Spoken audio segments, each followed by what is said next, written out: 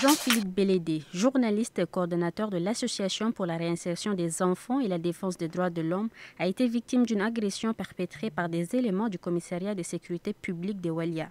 Selon son témoignage, vers 3 heures du 29 juin, des agents du CSP 9 en patrouille ont lancé des grenades lacrymogènes près de son domicile, sémant la panique parmi les habitants. Alerté par le chaos, Jean-Philippe Bélédé, en sa double qualité de journaliste et défenseur des droits humains, est sorti de chez lui pour comprendre la situation. Devant son portail, il découvre un jeune homme grièvement blessé, atteint par un projectile à la poitrine. À une centaine de mètres, des agents du CSP 9 étaient présents. En s'approchant pour se présenter et demander des explications, il a été violemment pris à partie. Les agents l'ont ensuite jeté dans leur véhicule et conduit au poste où il a été retenu jusqu'à 8 heures du matin. Libéré, Jean-Philippe Bélédé a été admis au CHU Le Bon Samaritain où il reçoit actuellement des soins pour ses blessures, notamment à l'œil gauche. 35 personnes membres du mouvement révolutionnaire pour la paix totale au Tchad ont été condamnées à 20 ans de prison par la cour criminelle de Moundou pour atteinte à l'ordre constitutionnel et 3 autres ont été libérés. Si la procédure judiciaire prend fin, le médiateur de la République informe d'ores et déjà l'opinion qu'elle sollicitera en leur faveur la grâce présidentielle. À travers un communiqué, le porte-parole du médiateur informe que toutes ces personnes ont été interpellées le 15 mai 2023 par les forces de défense et de sécurité à la frontière du Tchad avec la République centrafricaine à la suite de revendications d'individus se réclamant du MRPTT, un groupe armé.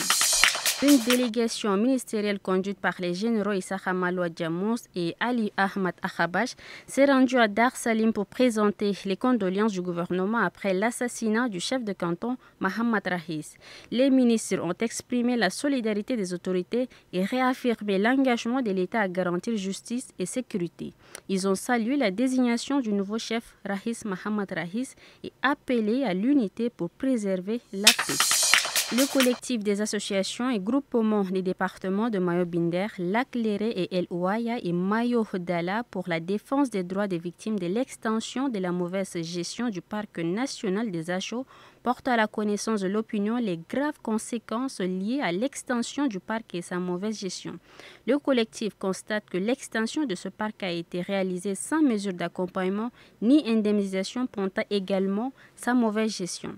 Le collectif déplore la destruction des milliers de champs par les éléphants qui pénètrent jour et nuit dans les zones habitées, causant dégâts et attaques sur les populations. Après plusieurs rebondissements, 6 groupes armés, dont le plus connu, la Codeco, ont signé un protocole de paix samedi 28 juin pour mettre fin au conflit qui ensanglantent la province de l'Utiri, dans le nord-est de la République du Congo. Cela s'est passé à Aru, au nord de Bunia, dans la province de l'Ituri, à l'issue de 5 jours de dialogue intercommunautaire qui ont réuni groupes armés, représentants communautaires et sociétés civiles, et ce, avec le soutien de la mission des Nations Unies pour la stabilisation en RDC.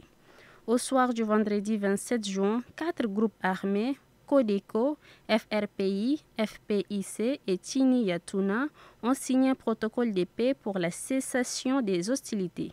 Mais 2 autres, Zahir et Mapi, se sont abstenus en signe de protestation contre une attaque menée le matin même par les miliciens Codeco contre un camp de déplacés qui a fait plus de 10 victimes.